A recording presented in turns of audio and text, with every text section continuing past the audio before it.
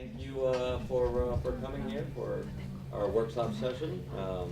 We're going to be focusing on online search, how to effectively kind of be proactive and give yourself a very, very good chance. I can bet that a lot of people here have gone that route and maybe not have found much success and maybe feel like it's a worthless effort, a black hole.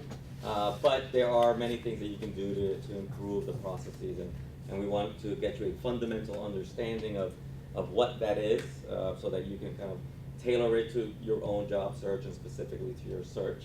My name is Anthony Martinez. I work at Michael Page. If you're not familiar with the firm, it's a recruitment firm. It's a global recruitment firm, a strong presence in the European markets, and in the U.S. market. We're looking to grow just as big as well. I specifically focus on the HR practice, the office administration practice. I've had the opportunity to run the business banking, financial services, compliance, and accounting from a corporate setting. So I've seen it all. I have a good, unique understanding of kind of what the challenges are in the market. And here is Yvette Pena, who will introduce herself as well.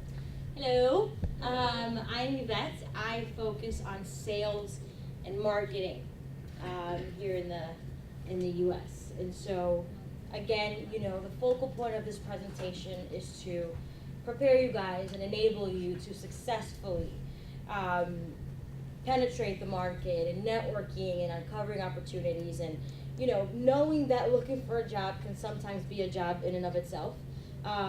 It's important to make sure that everything you're doing is effective.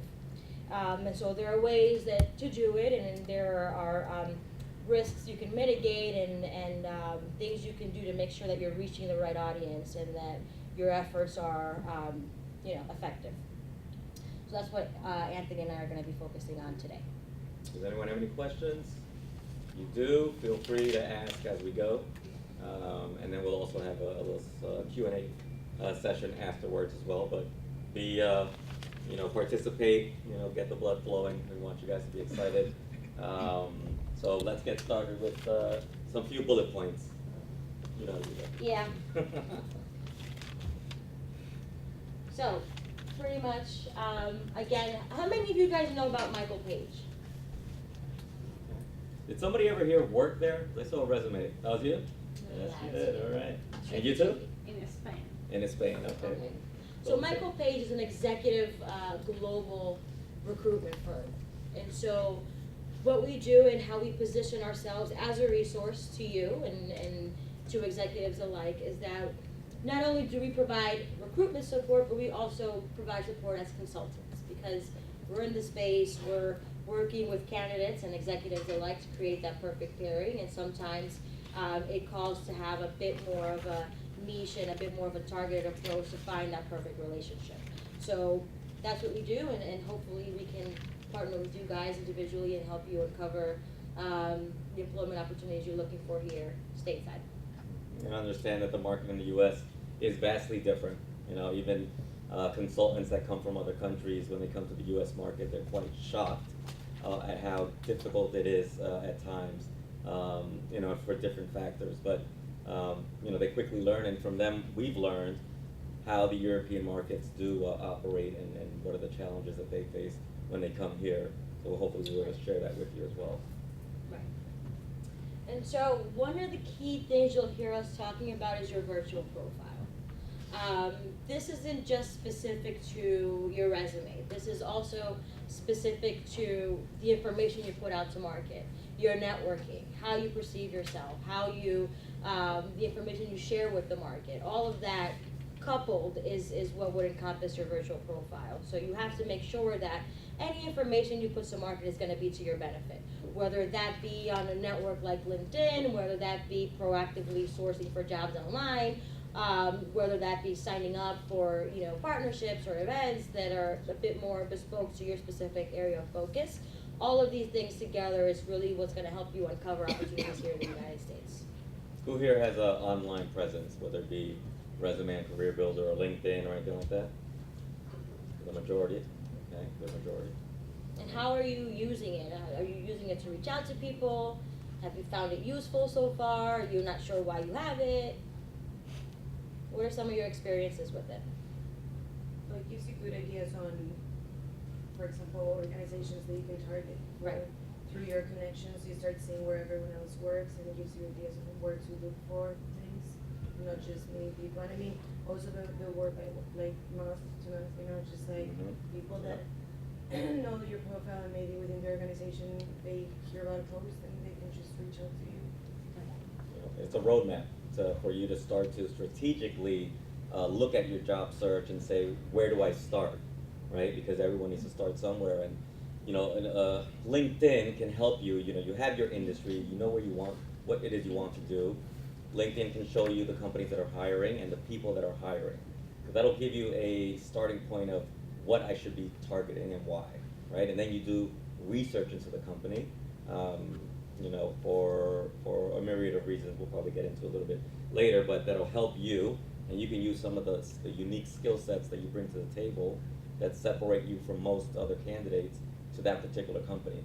If you have nothing unique about you, and you want to focus your efforts on one particular firm, then you might find it a little bit more difficult, right? And then you've got to do a little bit. So, it is a strategic search approach, right? To start with LinkedIn, the people and the company, right?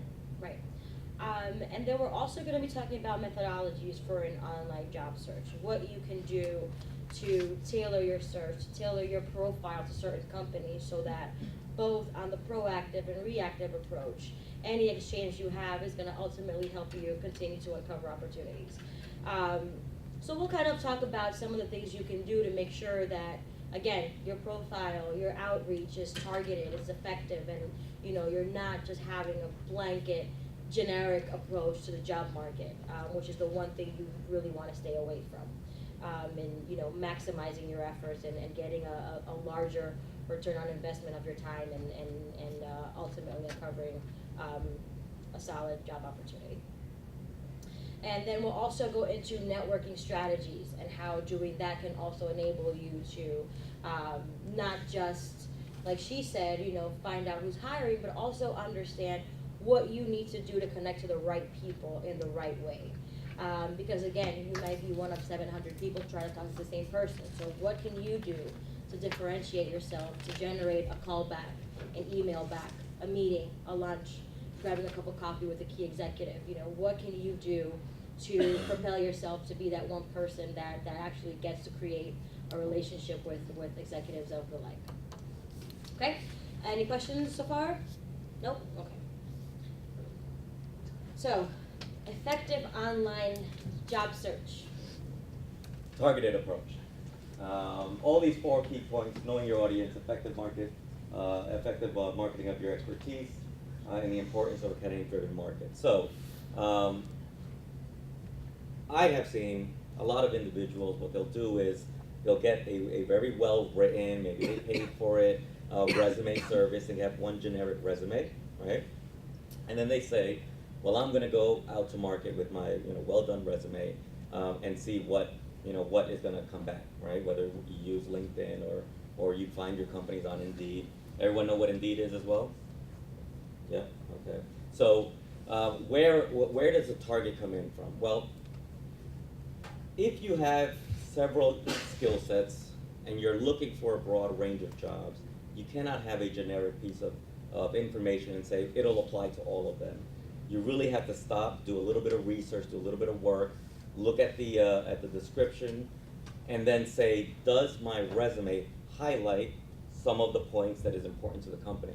A lot of people don't do that, right? And then a lot of people may assume, well, if I am a marketing specialist, all marketing specialists are the same. The employer will know exactly what I do. Well, that might be the case. You have to really apply and tailor that resume and that search to what you can do to give yourself a good chance. A lot of people just use one. They send their resume to hundreds of different companies, where maybe within the same discipline, media, entertainment, banking, finance, but they're blind sending. They're not really looking or targeting the right people, the right products, or whatever it may be.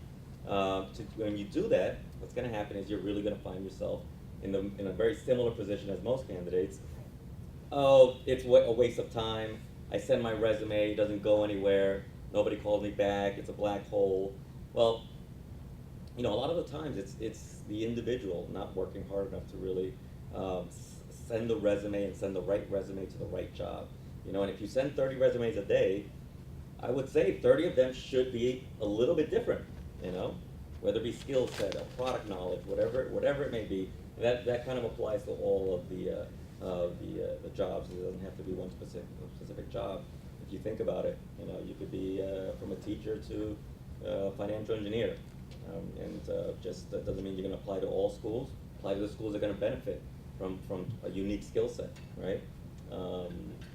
And that's what we mean by targeted approach, And so in keeping in mind your targeted approach when you're going from candidate or to executive or creating that relationship, you have to also keep in mind a targeted approach in terms of corporate culture, right? You're not going to approach a hedge fund the same way you'd approach a startup. You're not going to approach, an IT company, an Apple, the same way you would approach, a different company. You have to understand the corporate culture, the types of candidates they're looking for, what would set you aside. Understanding whether it's a company that is global, if it's not, what are the company's objectives, understanding, how to market yourself as a professional, right? Seeing what transferable skills do I have, what can I do to make my resume a direct response to the specific vacancy. What do I bring to the table that's going to help me set myself aside? How can I highlight my core competencies so that the person reading my resume immediately knows why I'm a good fit. Something about the United States, obviously there's a lot of competition. A lot of these jobs don't stay open long enough. So you have a very short window of time to make a very impactful presence and send a very impactful message to the decision maker of the opportunity that you're pursuing. So making sure that whatever information you convey, whatever you choose to share in your resume should serve a purpose. Every word, every skill you highlight, every bullet point should be a response to that specific job search or that specific job description. Okay? And again, that's going to go hand in hand with knowing how to market your expertise, learning how to really explain why your set of skills is better than the next person's set of skills, why your set of skills may be indispensable to doing that job more effectively. Learning how to take a set of skills that may not be necessarily in line with that position, but things you did in a previous position that could be a perfect fit for this one, even though it may be in a bit of a different line of work. So again, it's all about everything you put on a resume, everything you do, every message you share, whether it's on your resume, on your cover letter, in a meeting, in an interview, should be directly targeted to that specific job and how you're going to continue to sell yourself as a candidate. And you want to give details. I see a lot of resumes and individuals will put, expert level, Excel or a proficient user of Adobe, whatever it may be. Those questions are not really impactful. Those answers or statements are not really impactful because you're not telling them, that's from your viewpoint. You're an expert, right? You're exceptional. What it should state is, if you want to use those words, fine, but back it up with a project, with a detail. Right. How many years have you used it? The budget that you saved because of a specific product or project in the millions out of 10 million or whatever it may be. The hiring managers like to see facts, right? Not your opinion, right? Not our opinion either. We want to see, all right, well, what did you do? How long did you use it? What's your experience been? Details. The devil is in the details. It goes both on the interview and on the resume, because that gives them a clear, concise idea that you do know this job. Not by saying yes. You can go to an interview and say, well, do you know this system? And you can say, yes, I do. Well, you're just telling me yes, but I don't know how proficient you are. I need someone really proficient. And if you get into the detail of it, say, well, when I first started, 5 years ago, they put me on this project. I didn't know the system. Within 6 months, I became the super user, and everyone would ask me, details about, how to develop this, and then by the time I left, I implemented the new system coming in, whatever, right? Much more effective than just saying, yes, I do know this, or yes, I have worked with this. Give detail, because that's what they want. They want an assurance, right? They want an assurance that you know what you're doing, and the commitment that they're going to give to you is worth it, right? It's time, it's money. There's a lot of people out there, and they just want the best choice, the fastest ramp up time, the best value added as quickly as possible. And also take into consideration, from a cultural perspective, the way you would write a resume or a curriculum vitae in Europe is very different to how you should market it to the United States. That is something that is of key importance. I work in a company where thankfully I have a global exposure. And so I see resumes from all over the world. And it's very, it's very important to understand your market when you're applying for a job. It's very important to understand the market trends. Your resume should read more about your accomplishments as opposed to a description of your position, right? When you're sending a resume to an executive, to someone that's gonna then justify, how is this person gonna positively impact the bottom line of my organization? They don't want you to describe, the job. Like if you're a teacher and your resume says I taught a class of 6th graders, that doesn't really explain, what you did. You're a teacher, okay, you can teach. It's about how good of a teacher are you? What were your accomplishments? What percentage of your students passed? What did you do as a teacher that's gonna propel for you to really explain what makes you as an individual a stronger candidate, right? So again, understanding your market, understanding the client, understanding the company you're applying to, their corporate culture, the job that you're applying for. You have to constantly think about how can I convey to the person reading my resume that I'm worth an interview? What about my resume is going to be impactful? And so everything on your resume, like I said before, has to serve a purpose. And so the way you're going to be able to do that is, again, by understanding your market, by understanding the job description, and individually you have to know, you have to have an objective when you send a resume, other than getting an interview, right? You have to have an objective of what do I want to convey to the person reading my resume. There are studies that indicate when someone receives a resume, they're not going to spend 5 minutes reading your entire file, because you might be candidate 1 of 70. So in those 2 minutes that someone has your resume in hand, everything on that resume has to give them a reason to continue reading, to then pick up the phone and say, can you come and meet with me Tuesday at 3 o'clock to talk about the position? So everything, you have to continuously be able to sell yourself on a resume, on a cover letter, on an interview. And again, that's gonna come from you understanding the position, what you bring to the table, and how to best convey it. Finding the role online it's not very difficult. Everyone goes on Indeed, company websites that they prefer to work with, look for the right role, apply to it with the right resume. Give yourself a chance to really stand out, like Yvette was saying. But finding the jobs it's not the issue, and there's really no secret to getting deeper into an Indeed or other search engine. The jobs are there. The issue is that you guys might not be applying either to the right one, the best one, or the one that really matches to the unique skill sets that you may bring to the table, or just the skill sets that they're looking for. Is it a 100% match?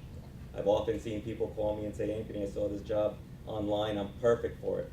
I was like, they're saying, submit me, I can do this, this is what I was born and bred to do. And I'm like, no, you're not. You're nowhere near. You may have one skill set. Yes, you may be bright. Yes, you may be willing to learn. And yes, you are a hard worker. But the employer is not looking for that. They're not looking for what can they deliver in a year. It's what can they deliver right now. There's still, it's a candidate-driven market. The employers are hiring. I've been doing this, in a market that was really, really hot, and then the recession comes down. And it's been getting better and better every year, to the point where just Michael Page alone is having record profits in the United States. So the hiring is there, but yes, it is a bit more competitive. So you have to look at it from that standpoint. Not about how good you are or how good you think you are, it's how good you can show them. It's about showing them, really. Right. Show them with facts, show them with details of the work, and then being smart. Because you can be very detailed and have the best factual resume, but you're applying to a role that's unrealistic, you know? You have 1 year of experience, don't apply it when it says 15 plus. You know, that's just a waste of time. So again, just being smart about the way you approach, you know, the jobs that you find and the jobs that you want to apply for. Make them relate, make them applicable. Your market's is very competitive. You know, where there's one of you, there's 20. You know, there's very hard. Very many times I'm looking at resumes and I cannot see the difference between them. Right, so I'm submitting to my client. Ivy League, you know, same amount of years of experience, same amount of internships, same amount of skill sets, and so that's exactly what the employers are going through as well, right? So, you know, if you are a little bit more realistic as to what your competition is really like, don't beat yourself up. It's not your fault, but then give yourself the best chance possible, because the resume and the job you apply for is the very first step. You know, then you've got the interview process. But that's another story. And so how many of you are currently sending resumes through job boards or applying through online jobs? A good way to gauge, you know, whether it's being effective or not, pay attention to the types of companies that respond to your resume. Pay attention to the types of positions you're offered, right? Because if the types of companies that are responding to you are not your target companies, then that means something in your resume is skewed, right? If you're applying for a type of industry and a type of company and the responses you're getting is not from your target audience, that means the message you're conveying is a bit skewed. So then you need to work on your resume to make sure that you're addressing the right types of companies. Does that make sense? And I've also seen a lot of individuals, you know, at a smaller company, titles get thrown around, right? So you might have been a director, right, at a 2-3 person shop, and great, you had those duties. But an employer sees that and automatically they may think this person's overqualified. So again, tailor to the job you're applying for. If you can do the job, they want 3 years of experience, but the job says, you know, AVP, and you go in with a director, and it's an HR professional that's going to be reading it at first, they're just going to see director, and then they might say, you know what, I'm not going to call this guy right now to clarify because I still have 100 resumes. I'll put him in a maybe pile, and I've got 10 interviews I can set up. If they don't fill up the 9 interviews, yes, they might go back to the maybe pile, but guarantee that if they fill up the 10 interview slots, that maybe pile has gone down to the no pile. So again, it's just being very cognizant about what you're applying to, how you're demonstrating or reflecting your skill sets. Question? Yeah, with the overqualified aspect of it, I think it's that nuance. It's not that easy to see when you're applying for entry level positions, because obviously, I mean, pretty much you're always aware of that you're not capable to perform if they're asking for 15 plus.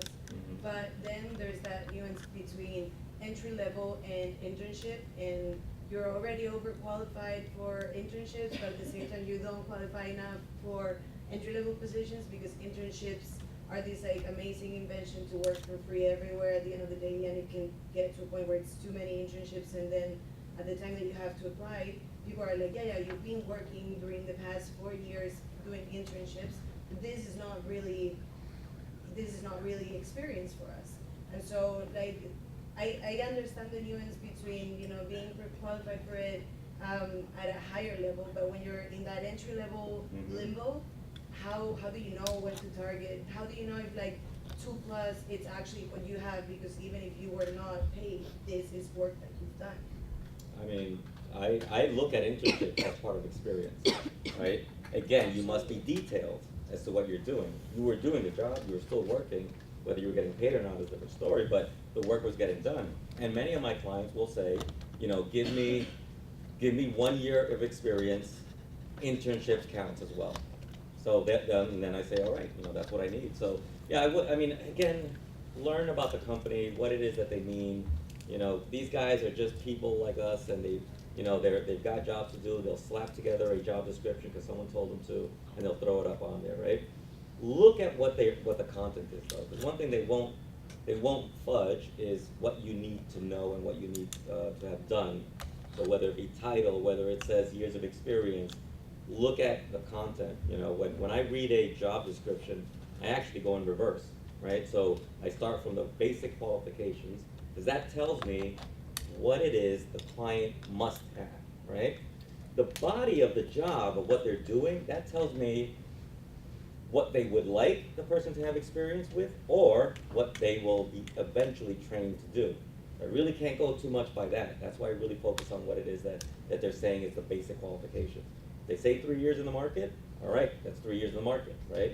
And then again, if it says 3 and you have 2.5, still apply, all right? They have to give a number, but, and that's how I process all that, in the beginning you might have of a job description, a very detailed overview. That could be an overview of the actual department, right? It could be an overview of what the whole team does, and it doesn't necessarily mean that's what they want you to do, right? So look at the qualifications, look at what they're going to teach you, or what they maybe want some exposure to, and that's how you should go about, deciphering whether you're going to be a good fit or not. I mean, it's not an easy one. Yes, internships, and some companies may not see it, but from personal experience, an internship always counts for me. Yeah, and when you have an internship, that's when you have to really almost understand how to position not only the skills you had before the internship that you were able to further develop with the internship, but also what successes you had in that internship, right? Because whether it's paid or not is indifferent.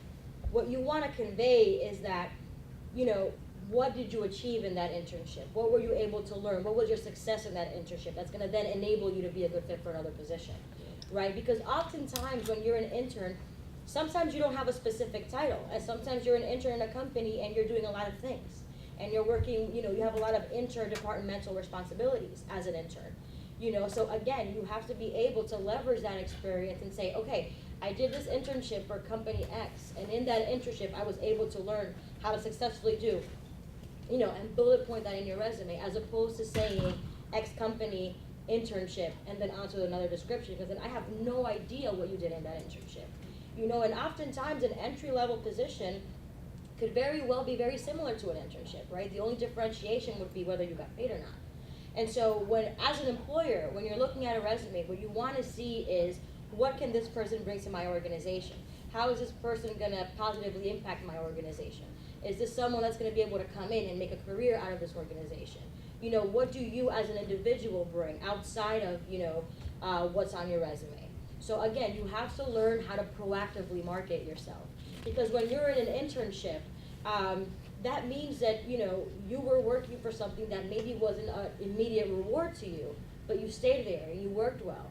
Whether you were assigned on another project, whether that internship then transitioned into a full-time position. These are things that you have to be able to understand how to proactively market in a resume, how to proactively discuss it in an interview. An internship is a great way to get into some companies. Some companies, you can start as an intern and then part-time and then full-time, or go from an intern to a full-time position. But again, it's all about how you market yourself and how you highlight your successes. And in order to do that effectively, you have to understand what the position requires. And in response to that, submit a resume. And back to what Anthony was saying, you have to be very wary of being very assumptive when you write a resume or when you write a cover letter. Because when you're saying, I'd be perfect for the job, that's your opinion. Maybe I don't think that. So instead of being it based on a descriptive analysis of the position or being assumptive about your skills, highlight what you actually succeeded in doing. Highlight what you were able to accomplish, whether it's an internship or a paid position. What did you individually attain that can then be transferred into another position in another company? Does that make sense? So I think Also, that would be a great thing to do. Also, I wouldn't be assumptive of the job search or the job title. They don't mean anything. You could be an analyst, you could be a specialist, you could be an AVP. Look at what you do, and look at all the other terms that can be called that, because a lot of people will jump when they see, oh, look what they're looking for, that's me, apply right away and not look at exactly the content, right? But then it also works in reverse.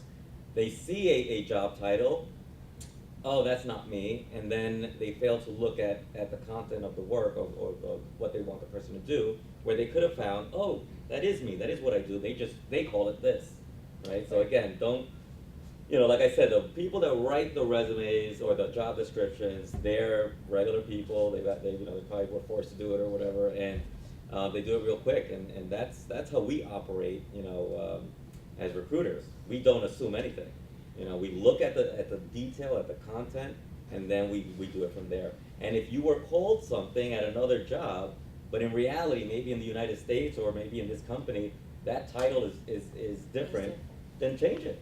Then change it so that, you get the chance for them to call you and say, hey, we'd like to interview you, right? Then you can explain, oh yeah, in that business I was called this, but the duties are exactly the same and things like that. So you have to get creative. You have to look at it from every angle, really. And it also, again, comes down to understanding the market, understanding the company. Like I said, you wouldn't approach, a startup the same way you'd approach, an established company.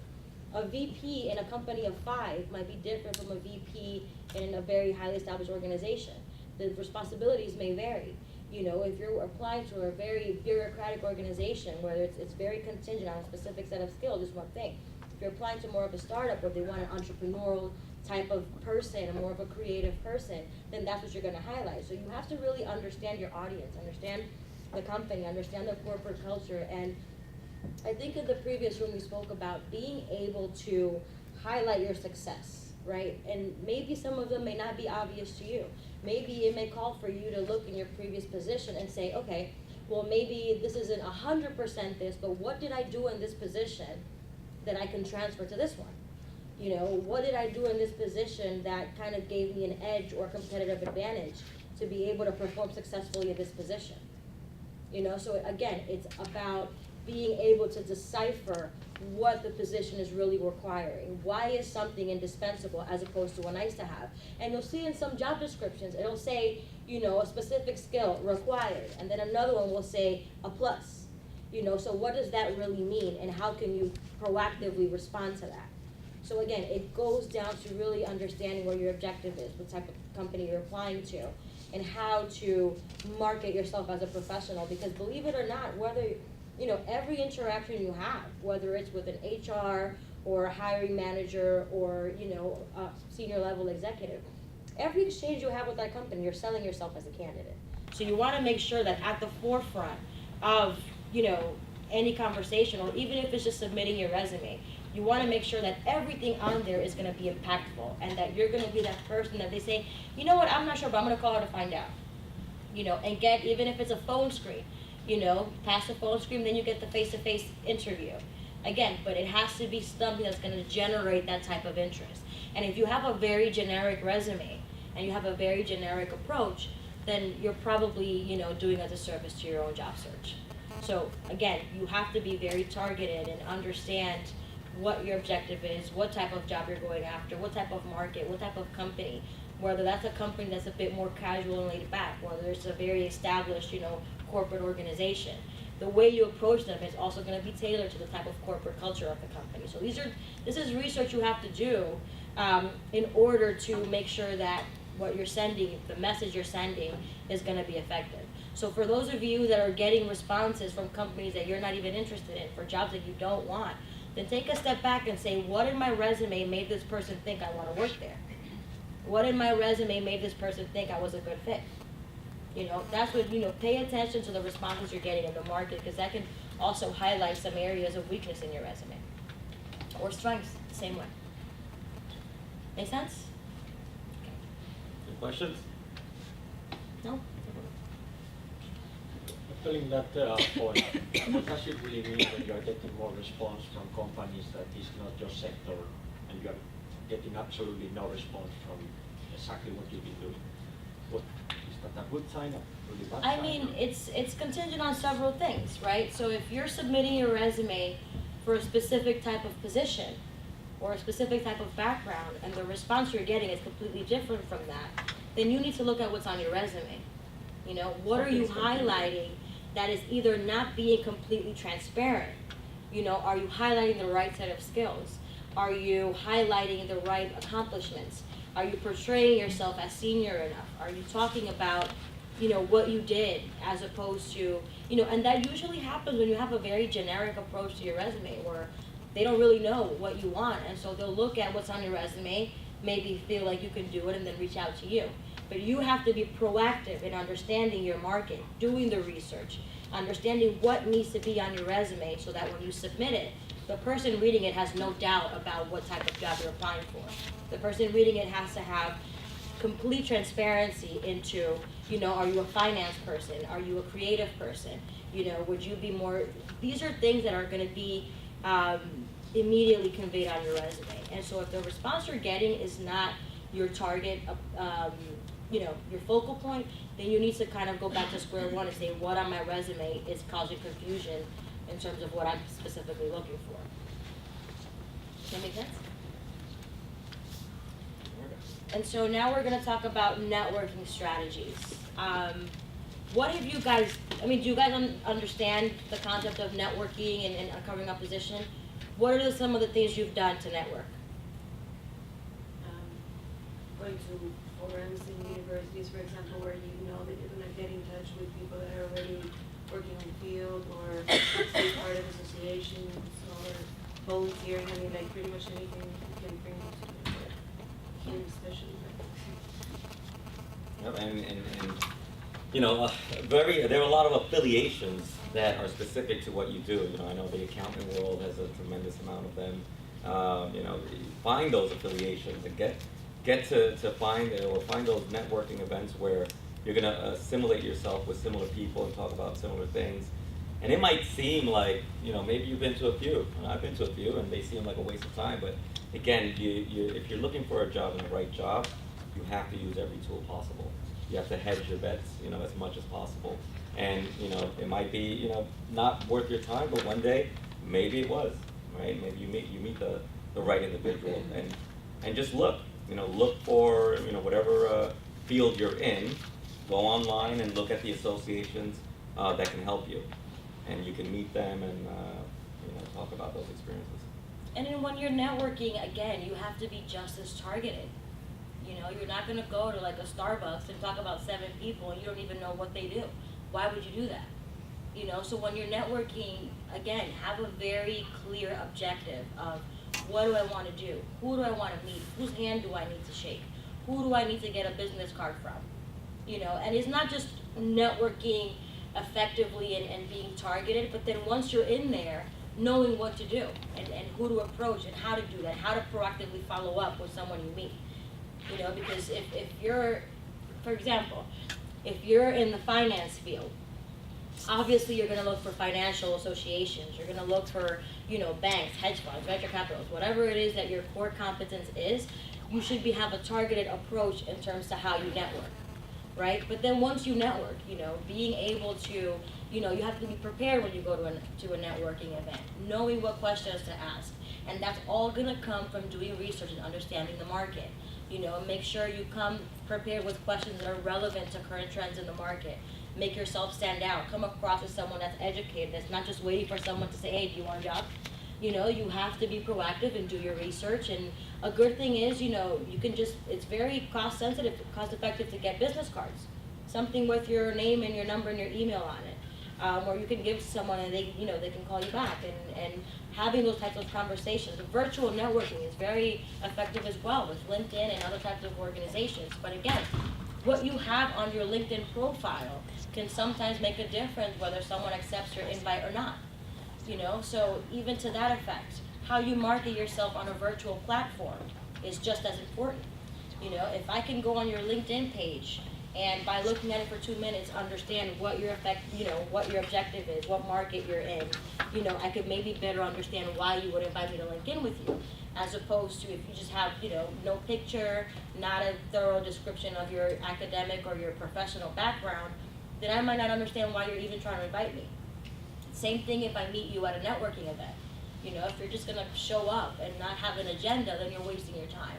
Because you're reaching out to executives that might be the person that might get you into a company. You know, but if that's your one time to meet that person and you just show up hoping something happens, then again, you're not doing yourself a service. You have to do your research. You have to be proactive. You have to understand who do you need to meet, who do you need to get in front of. Once you get in front of them, what are you gonna do? And the other group, we spoke about people using LinkedIn as a tool to meet people and to send messages. What messages are you sending? Who are you reaching out to? You know, you have to give something to get something. You can't message a senior level executive saying, I wanna work in your company and expect a response. They don't know who you are. Their agenda has, you know, is replete with messages and meetings and things. So what about you is gonna make someone write you back? It's not gonna be a generic approach, I'll tell you that much. Find the right person. Right, You wanna right work for a person. company, don't send it to the head of HR.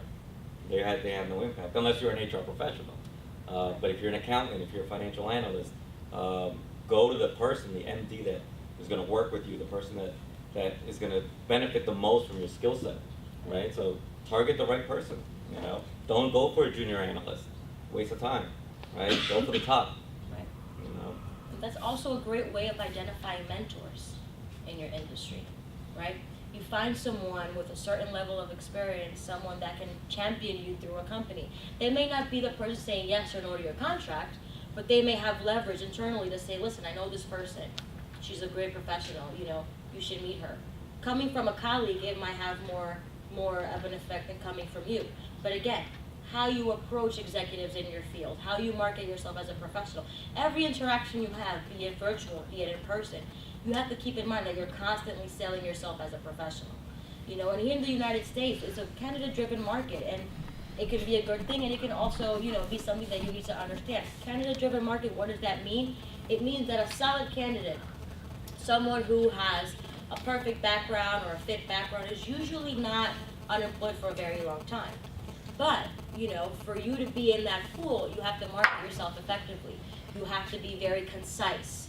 You have to have a resume that immediately speaks to your objective. And you also have to understand your competition, right? So what are you gonna do as a person to individually set yourself aside? Once you have a mentor, how are you gonna take advantage of that relationship? You know, how are you gonna use someone that's been in the field you're looking to get into for 15, 20 years, once you already have that relationship, right? They're not gonna give you a job, you know, so you have to be able to leverage that relationship in uncovering opportunities. And it's all gonna come from you being proactive and coming off as someone that's done their research, that's someone that, you know, I'm not gonna jeopardize my relationship with a senior level executive to do you a favor if I don't think you've done your job, right? Because if I'm gonna get you a meeting with someone in my company, then I wanna know that you're gonna come prepared with questions, with research, to, you know, an effective resume. And that's, again, you're constantly selling yourself as a professional. Networking is an amazing tool to do it if you do it right. And if you do it right, and I know that this is a very random question, but like, when you talk about mentors and you talk about networking, and you put yourself in a situation where you might have arrived to the country 5, 6 months, not even a year ago, and you're networking, but these relationships take time. So even if you're doing it right, like, you need to nourish this relationship because Absolutely. people are not like organically your mentors. I mean, they could be, but it's like a Absolutely. one shot, like, and then you have your, like, for example, to put an example, like competing, I think, directly with people from Colombia that have been connecting with professors over the past 2-3 years. That, so like, what is the time? I maybe you cannot give an exact data on this, but like, how long, if you do things right, do these networking relationships take to like give you some feedback, even if it's not like, hey, we got a job for you, you know, like, when should you be just like, all right, I'm gonna pack up my things and go because I cannot buy any more time and these relationships are not working? Because I mean, there's also a point where you don't really have more time or resources, like we would call resources, to just like stick around. I would say, I mean, if you do it right, you know, you network right and you do your research, it shouldn't take that long, right? If it's taking too long, then reflect on what you did, why you chose this particular event or this group, and see maybe there was something wrong with it in the first place, or the people you approached. I mean, think about it. throughout the entire process. You know, as working at Michael Page, you know, we see a lot of people with very similar frustrations, even working internally. And usually it's something they're doing wrong, right? It's not about the activity level or the effort, right? It's about how smart you're going about it. Because if you're working very hard, you can work very hard and get nowhere, right? Well, don't continue doing that mistake, you know? You know, find something and say, maybe this is not the best, you know, maybe I should try another avenue. Yep. And then again, that's going back to the job search process, to the resume. We're talking strategic, surgical precision when it comes to getting a job in this market, right? I mean, don't confuse being busy with being productive. Yeah. They're two very different things. Don't confuse movement with action. Just because you're going to 15, 20 networking events, you know, doesn't mean that just because you're going to 20 networking events, you're going to get a government opportunity. Sending 1,000 resumes a week Right. should guarantee you something, no? Right. And when you go to these events, it's not so much about the event as a whole, it's about the individual relationships you make. You know, it's about who you met there that you're gonna follow up with. You're gonna send an email saying, thank you for meeting with me. You know, can you and I meet individually? Can we talk about, you know, what did you do early on in your career to be where you are? What do you think I could do to improve? But again, for you to get that type of relationship with someone, you have to justify their time. You have to justify someone wanting to call you back and wanting to help you. And the way you do that, again, is by being proactive and understanding your market. You know, and I'll give an example again. You know, when I was in law school, I had to do very much of the same thing. I would go to a whole bunch of networking events and approach judges to get an internship, to get anything. But what did you do? You talk to them about their specific, you know, legal ramification or what they're doing or something that happened in that area, and show that you've done your research, that you're not just kind of walking into an event expecting for someone to give you a position. You know, that you respect their time, that you respect their experience, and that you want to, you know, learn from them. And so on an individual basis, you know, be cognizant of the fact that people that go to these events want to help you, but they also need something in return to justify creating an individual relationship with you. And so that's going to come from you as a professional, appropriately marketing yourself and appropriately, you know, for someone to say, wow, this is a very solid candidate. You know, this is someone that I would put my reputation on the line for in introducing him to one of my colleagues. Do the research, you know, so many of these will list the people that are going to be there.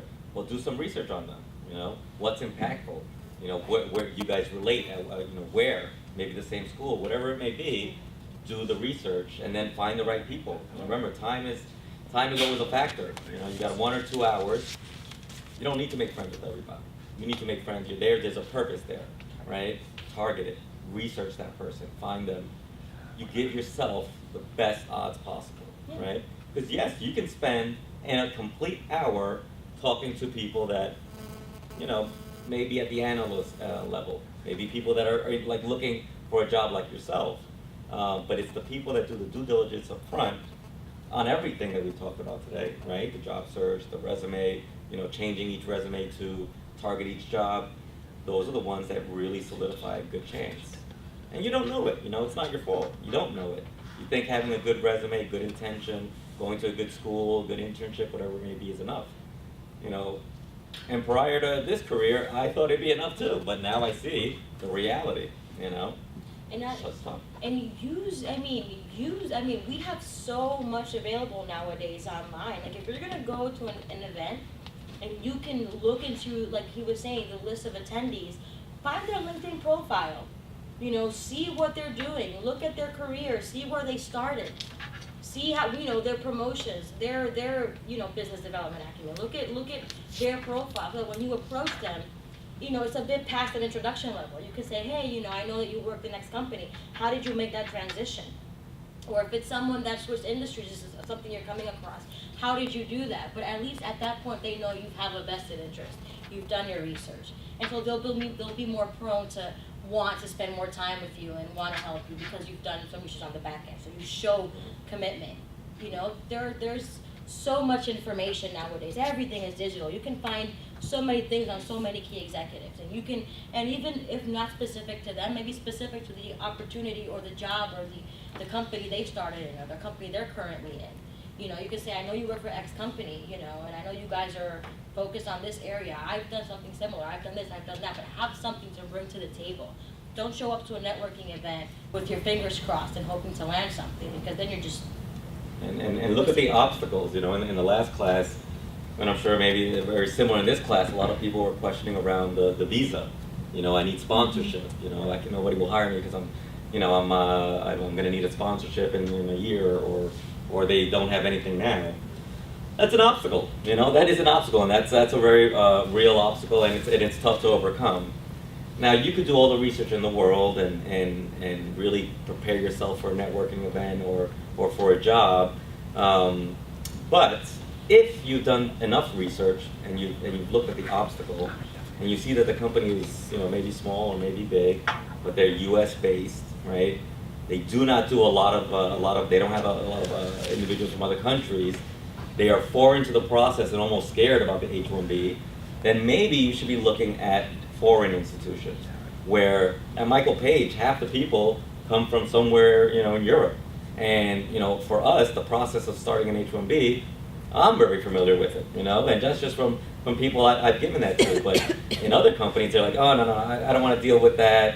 You know, let's just find someone that's domestic, you know, we don't have to pay the money. So look at institutions that are accustomed to that process, that have a lot of overseas expats in the office. And then again, and that's the level of detail when it comes to research, right? Don't stop at, all right, I've done everything, I've researched this company. Well, wait a minute, my obstacle is that I have an H1 issue, and this company has never, sponsored an H1. Then probably not the best one, right? And you know, when you're looking at that, think of it as an exchange. You know, most companies will be willing to sponsor an executive that they feel can really add value to their organization. You know, so how do you, at the forefront, how do you immediately convey what you can bring to a company? You know, where that obstacle almost becomes so minute because your background is so perfect. You know, again, it's an exchange. You're constantly marketing and selling yourself as a professional. It happens all the time. You know, this is a company that's full of people from everywhere in the world. And, you know, again, it's about justifying that interest, justifying that interview, justifying that relationship that will eventually lead for you to uncover an employment opportunity. But again, you have to very proactively understand what needs to be on the plate for someone to justify, you know, sponsoring you for a visa. It's not outlandish, it's not something that's uncommon. But when it does happen, it's usually for someone that, you know, the company sees a lot of value in. And so, again, it comes down to your resume, it comes down to your approach, it comes down to you understanding your position, the company. What do you have to provide, what do you have to show to generate that type of interest? I did it recently, you know, a young lady, she was an intern from France, and, you know, within 6 months, I said, this girl's amazing. I was like, you know, she's diligent, she works hard, she's outshining everyone else on the team. And then I approached my boss and I said, we got to get this girl sponsored. And they were like, why? And you know, they gave me the pushback, but because she was such a value add, we went ahead and did it, and I pushed for her, so she'll be back soon. You know, it does happen. Had she not done the work, I would not have done it, but she deserved it. So, you know, there are many different avenues of obtaining that and overcoming that. You know, if you get a chance to work in a firm, maybe a temporary work visa, whatever it may be, work hard. You know, look at the best employee and see how you can be twice as good as that person, right? Because, you know, you're asking for what might not seem like a lot. I mean, financially, for big companies, it's not to sponsor, but it's just, again, they feel like it's a lot of hard work. You know, there's so many people in the U.S. market, why not look for them? But at the end of the day, an employee is a value add, it's an asset. And if they can see a return on their investment very quickly, well, guess what? They will take that $12,000 hit, no problem. Because at that point, it's an investment, right? Once you've proven your value, sponsoring you is not, you know, a negative that you bring because you're from Spain, but it's more an investment into a professional that's going to bring value to the company. So then it changes. It's a completely different perspective. Now you're an investment, that they're glad to do it because of the set of skills that you bring to the table. So they're, you know. But again, it's up to you to show that level of skill set to generate that type of interest. What questions does anybody have? Any issues or challenges that they're they're finding, anything we didn't cover today? Anyone? Everyone's happily For employed. example, I don't know, I've heard some people before talking about this. The thing about not having a working visa right now is that most of the people have a gap in their careers. They have available time and they need to convince someone to sponsor them and give them a visa and be able to work there. And to achieve that, apart from what you have done in the past, you can do something during this time you have available. But that's sometimes difficult to decide. What do you do? What can you do to tell someone that you're not working but you're doing something towards that career that you want to pursue? And how can you find that orientation? Because I have, for example, I work in information technology. I'm a software engineer. I have tons and tons of certifications and things that I can do, but I don't know where to start. And sometimes it's difficult, especially for young people that are fresh in the market. How do you find that good idea that can really make a difference? And how can you explain that to someone in one page? Like, this is what I've done until now, and now I'm studying, but I don't know how to place that in my resume, what I'm doing right now to get there. I mean, there's a lot you could place on the resume, but again, it's going back to when we started. It's just focusing on the skill sets that matter to this job, right? And you know, if you have a gap and you need to be sponsored, it's never easy, you know, especially in IT. There's a lot of IT professionals, but guess what? A lot of IT professionals also have the same issue, right? You know, and again, it's just utilizing every tool to align yourself with someone or a company. You know, I don't know where you did the work, but make sure you start at that similar industry, right? Because again, people like to hire people that know the culture, the environment, the industry. So start there, you know.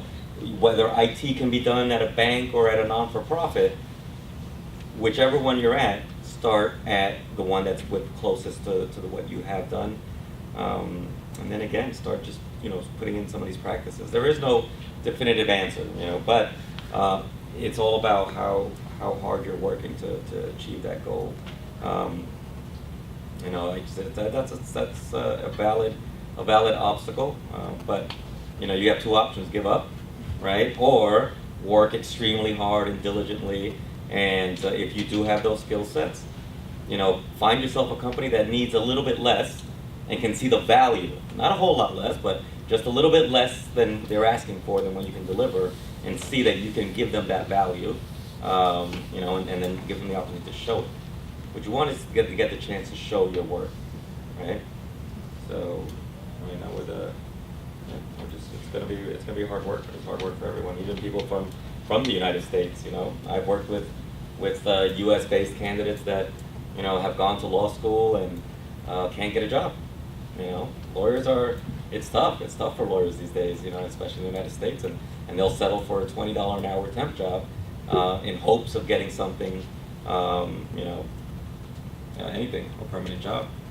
And I've seen it, so it's not just you guys, it's a lot of people, but again, it's just working hard to identify the individuals that are going to want your skill set, and really get the value and the return on the investment quickly.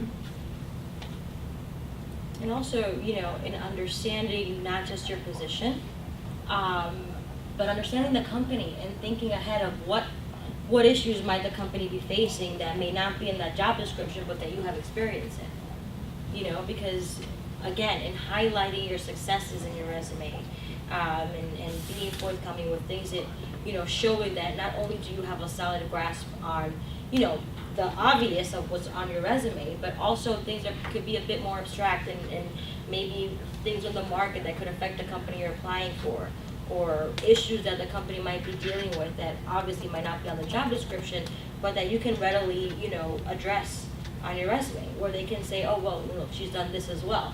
And it's something that you know would be, you know, something of quality immediately to the company. But again, that's all going to come from you having a targeted approach, not just on your resume, but also on your research.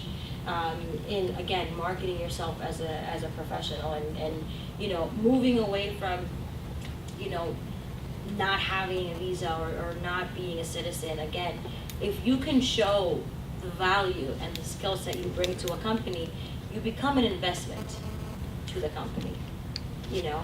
And again, these are things that are, you know, addressed on a quotidian basis. It's not outlandish. Use every tool you have to your advantage, whether it be where you're from, what you speak, what you've learned. You know, I recently placed a young lady who, simply because she was Turkish, and I found a Turkish company, and I said, I don't know if you're hiring, but I want to share a resume, and then boom, they hired her, right? That girl would have had no chance. You know, she needed sponsorship, you know, looking at the JP Morgans, looking at, you know, the MediaComs and all those sexy companies. They wouldn't give her, you know, a second look. But I said, you know what? I like the candidate. You know, I think she's got a good skill set here, but she's going to have a tough time. What can we do to leverage what she does have to get her a job? And I typed in Turkish companies, and one came up, and they've never done business with us, and we went ahead and approached her and told about her skill sets. And they were like, all right, you know, let's meet her. And the next thing you know, they love her, and they're sponsoring her. You know, so it's that kind of level of work and due diligence and using every bit. You know, are you a former athlete? You know, align yourself with someone that maybe did that same type of sport, right? Chess, you like chess or checkers, whatever it may be. It's those little things in combination with everything else. It's not just one thing. There's no one magic bullet. But what we're saying is hard work, approaching your job search like a job, and being that diligent will lead you with or yield results. It should be yield. Maybe for her, she wasn't necessarily focusing on the fact that she wasn't a citizen, or maybe her English wasn't perfect. Maybe she was focusing on the fact that my Turkish is just immaculate, and I know you need someone that needs that, so here I am. And not only do I speak immaculate Turkish, but I have all these set of skills that I can use in your company. So address in a more of a proactive, positive, you know, type of exchange, and that's how, again, using your strengths will also, coupled with your focus, help you uncover opportunities that are a bit, you know, a better fit for you. That make sense, guys? Any questions?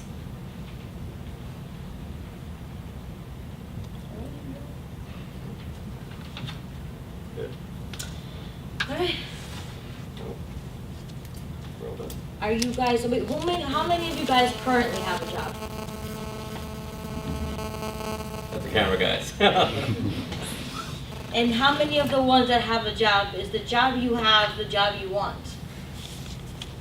The job I have. That's right. And the ones of you that are currently working in an area that I'm assuming you don't want.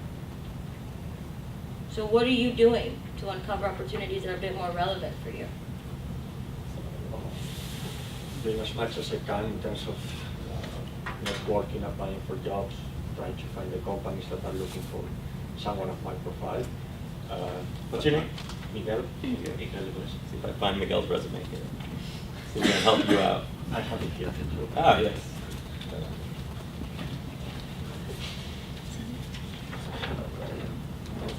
The paper's nice. All right. There's some obstacles of polishing the visa issue. For example, the last interviews I've done, companies like me, or I think they will hire me, but they didn't want to go through the H-1B or any other visa. So that's been my biggest obstacle the last. You've been working in New York for 7 years. What were you on? What visa were you working with? Were you All responsible? type of visas. All types of visas. H-1s, F-1s. And now what? You're Another type of visa. another type of visa. And what is it that you're looking to do?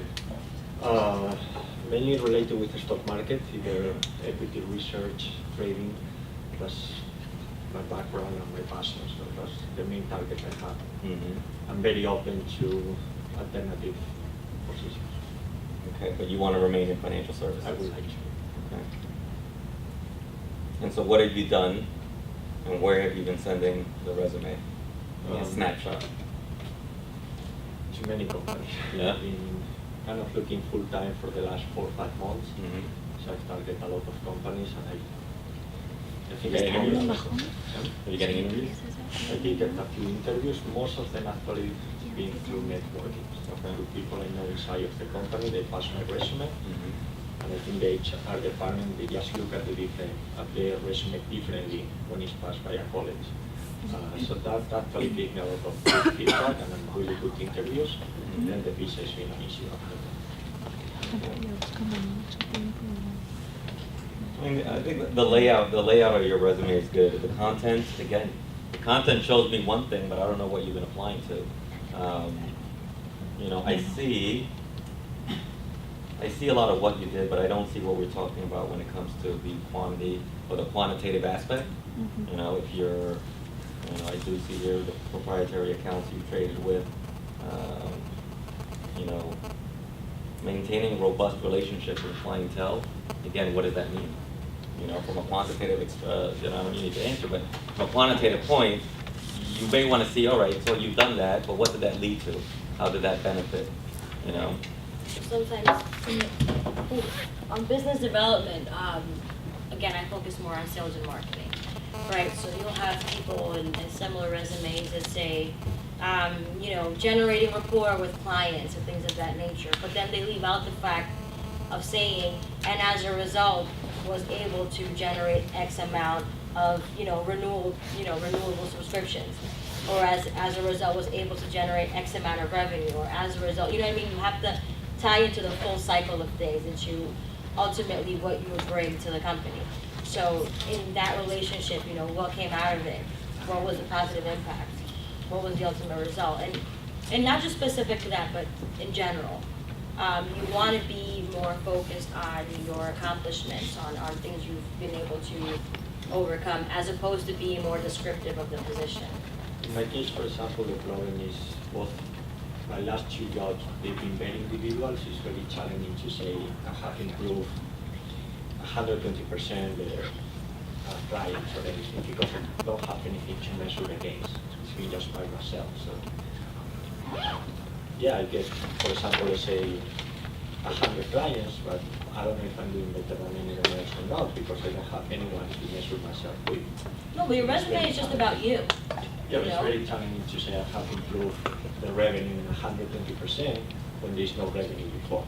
Or then you can talk about some of the people you were able to generate relationships with on your own. Some of the leads you got, some of, you know, again, it's all about selling yourself. And maybe, again, what I was saying was a specific example, more contingent on sales and marketing. For you, it may be completely different. For you, your value add might be more contingent on something in your specific industry. But again, in your resume, you're selling yourself, and as a result of your skills. You have a skill set, and then what you use that skill set for. And it may not be tied to revenue, it may not be tied to something like that, but again, continue to sell yourself as an executive, as a professional. You know, maybe you uncovered different regions, maybe you were able to create different relationships, maybe you were able, as a result, to, you know, teach yourself how to do other things. Maybe you can talk about how you're self-sufficient, how you don't need micromanaging. Maybe you can talk about, you know, there's an innumerable amount of things. We'll help you out. Yeah. But that was the call, so we're going to end. But again, thank you very much, everyone, for attending. And, you know, while leaving cards out.